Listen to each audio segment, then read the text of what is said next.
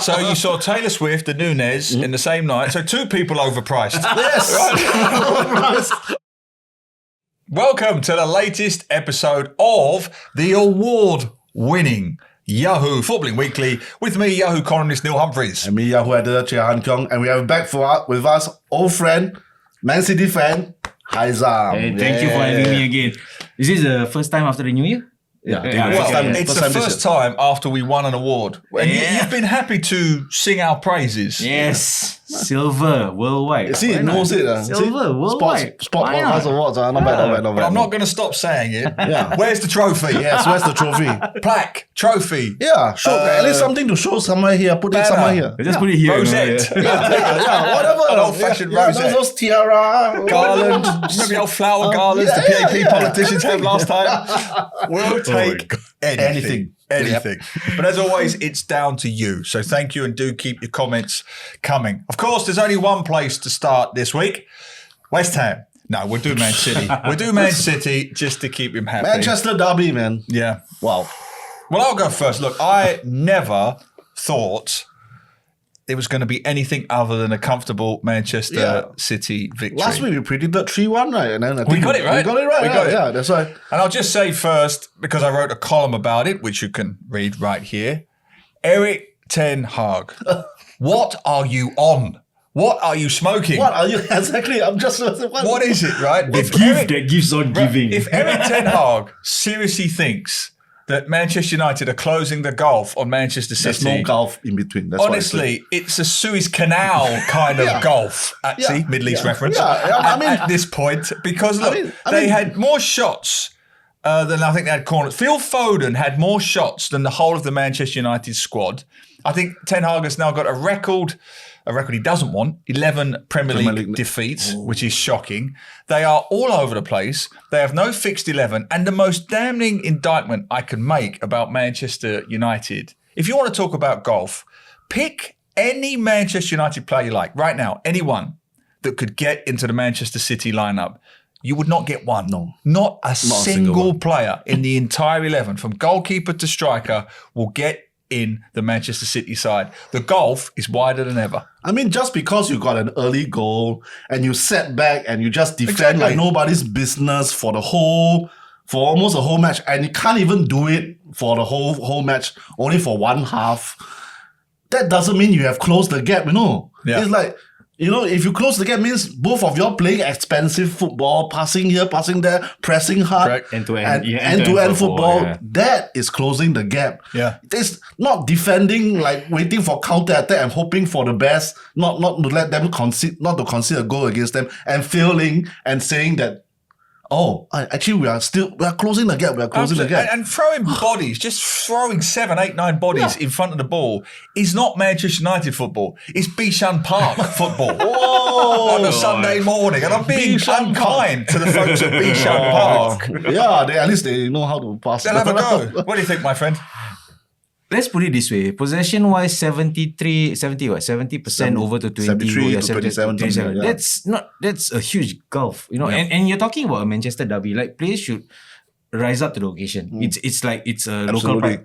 But the fact that you see that, I think when United scored the goal, I think even the United fans didn't expect that to happen. I think let's put it this way. It was just a shot in 100. But then again, this is not the old United that is renowned for going toe-to-toe, end-to-end. It's like when, Hankel said, like they set back, like hoping for the counter-attack. Like, that's not United. Yeah. And the fact that Eric Ten Hag, long live that king, he will just stay on for all the rival fans. Same here for Liverpool fans. The fact that to say that statement is really damning. Like, how can you say like the gap is small? But when the possession is so huge, United had possession lesser than the number of shots City had. Yeah, that's not close.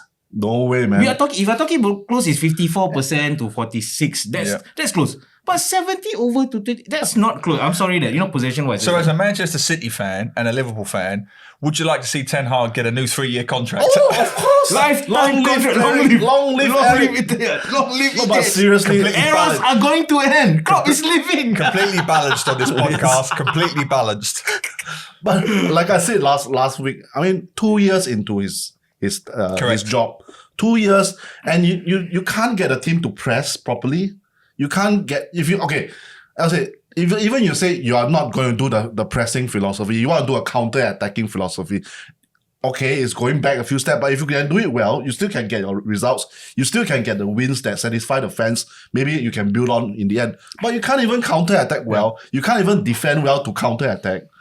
Then you have a problem. What have you been doing for the last two? I think the problem right seasons? now is that there's United fans just like to accept that you guys, the United DNA was never there in the beginning. Was never there in the beginning. Like you look at it right now, like what are you talking about? What player you guys went through a lot of managers. There's no idea, there's no tactics here.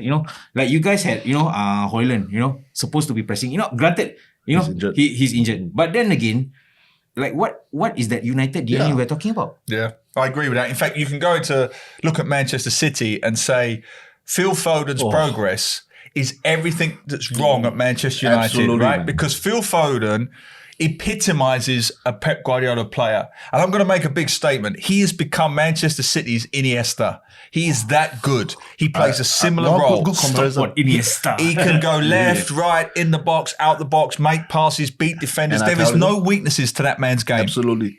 And I tell you, if he doesn't become the Iniesta for England side, something is wrong with Gareth Southgate. Absolutely. Well, we know he won't. We don't know what to He'll go there. leave Foden on the bench and play two pivots, right? And they'll have a third defender behind the pivots. I can see Foden, Bellingham, and Saka starting. Oh, that would be a great. They have to. They have to start. If they were Spanish, they would build the team around them. Yeah. If they were French, And Declan Rice. Okay. they would those build the four. team around them.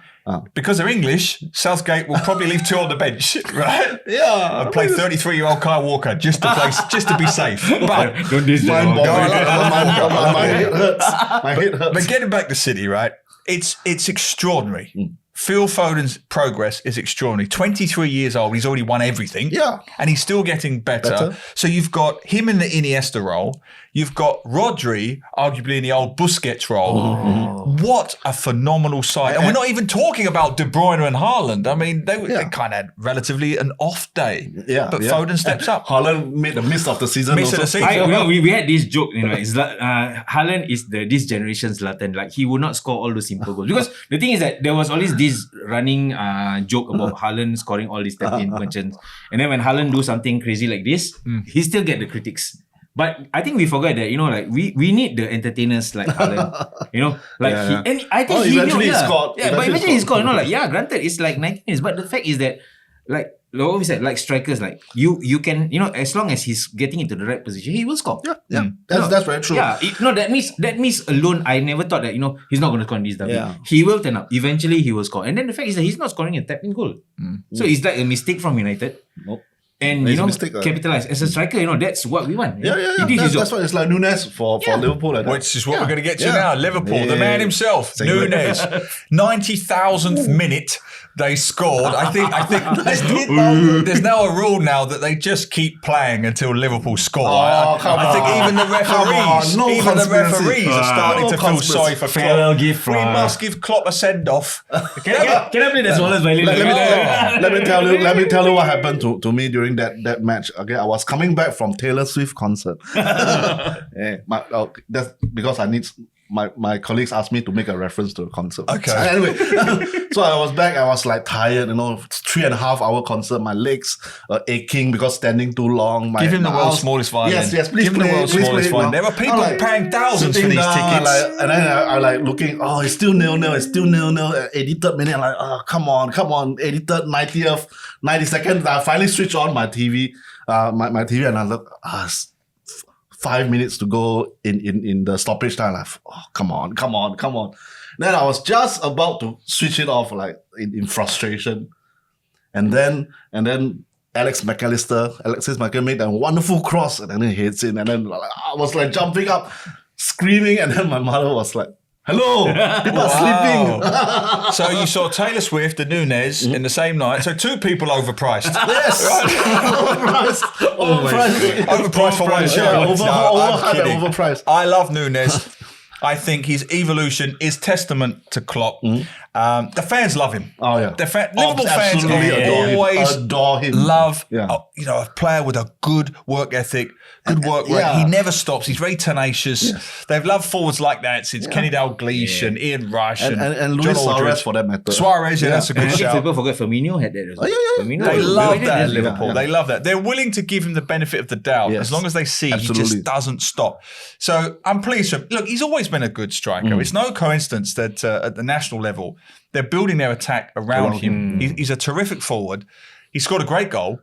My concern for Liverpool, they look tired. That was the first time I really felt it had caught up with them. And when you see they brought on 4 good players. They brought on Konate, McAllister, Robertson and Luis Diaz, who didn't play in the FA Cup game. And I thought, this is the first time, despite key players coming back, they looked a bit jaded, a bit slow, a bit just that little yard short than they should be. And I just wonder, I hope I'm wrong, I just wonder if the batteries I think that's charging. I think that's a valid concern, and I'm sure all the fans are saying that. Well, Europa League game this midweek, please put in all the young players like you did for the Carabao Cup. What, and sacrifice it?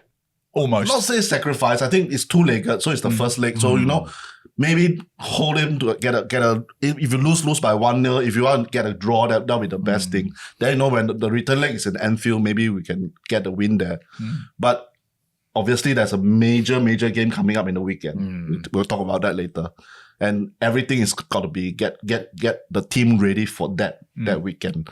Yeah, but there's also that silly controversy about Nottingham Forest trying to say that the game wasn't valid because the referee made admittedly it was a mistake decision. But it happens. Yeah, it was a human error and it happens. And it was another 2 minutes before they scored. Before they scored. And it's funny to have Mark Clattenburg, you remember that referee? Of course. Nottingham City's Forest refereeing consultant or something, so that he comes down like very yaya. Like and he tried to get in the referee's room, and they told him to piss off because he's not allowed in the referee's room. It's a hilarious. That's one hilarious thing. They don't need a referee consultant. They need a football consultant. they need to win some games. Unbelievable. All right, let's move on to Arsenal. I'll get your opinion first because Arsenal, another astonishing 6-0 win. All right, against relegation candidates. It's arguably the worst 25 minutes of defense ever. Correct. But they've broken records. I think they're the first English team ever to score more than 5 goals in 3 consecutive away games.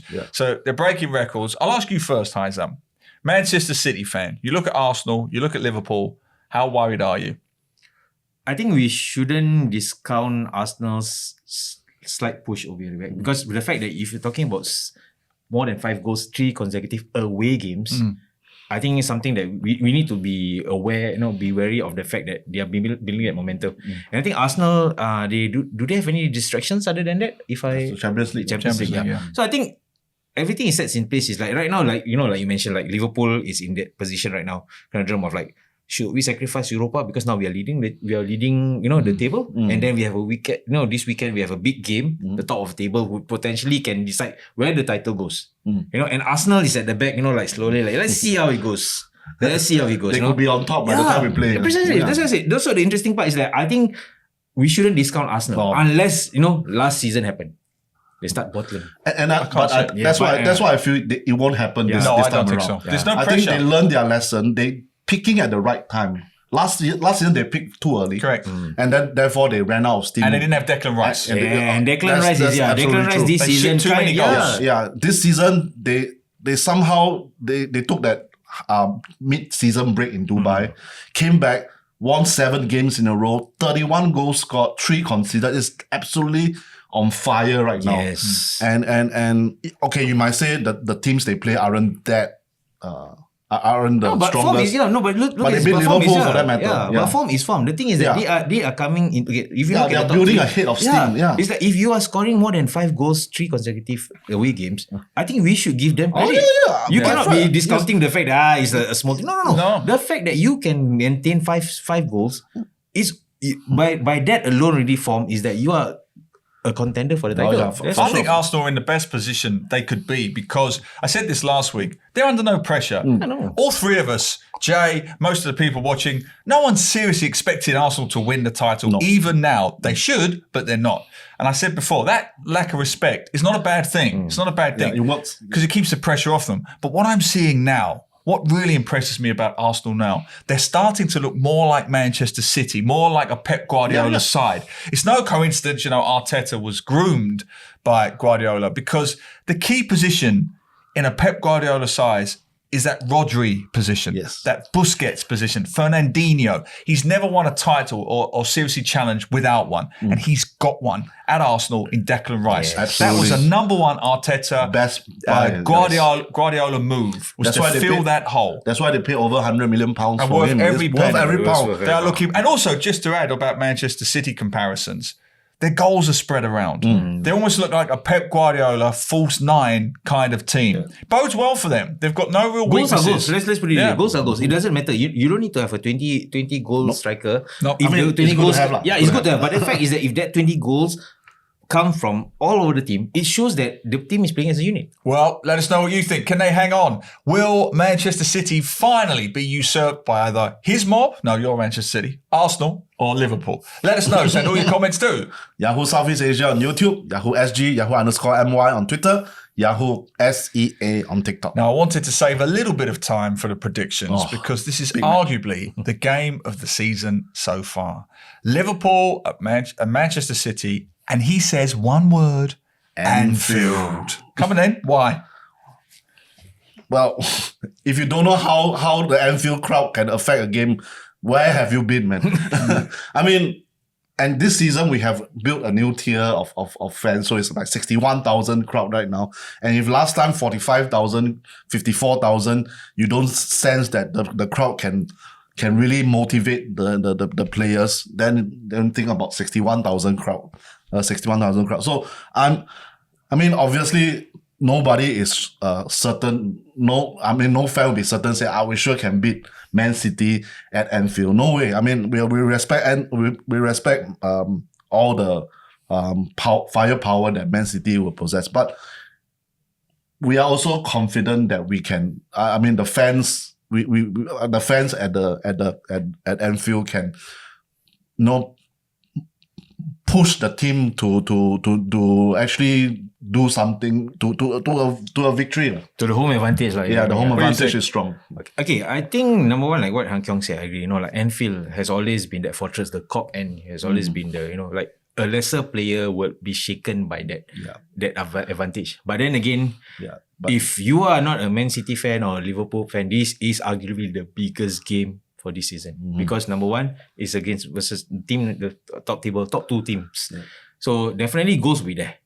It's not gonna be a gulf in standards. I'm sure it's gonna be end to end. Okay, and I think like what I said, it's game for neutrals. But like I said, for Man City right now, nicely on form coming into the... Are you getting splinters from sitting on this fence? No. I'm not getting splinters. But like someone. I said, of course I'm going to go for City. But then again, it's going to be end to end. Remember the last time the other game at Etihad, we were at Downtown East. Yeah, and it was really exciting. It was. So I think it's going to be whoever wins it is going to be a very narrow score. Definitely, But this is what will happen. Here we go. In no particular order. Nunez will score. Haaland will score. Foden will score too. And Foden will score. So means Nunez will score a hat-trick. No, I'm going 2-1. And I'm happy to be wrong on this one, but I just think Manchester City, too good, 2-1. They look tired. At Anfield. They look a bit tired. They're spent. It's already drained them so much. The Carabao Cup, the FA Cup. I want to be wrong, but... I don't know. I just think Manchester... Have you seen Manchester City's bench? They can bring on Alvarez. They can mix it up. The thing about Manchester City is that every one of their title-winning season, there is one different exceptional player. This season, Foden.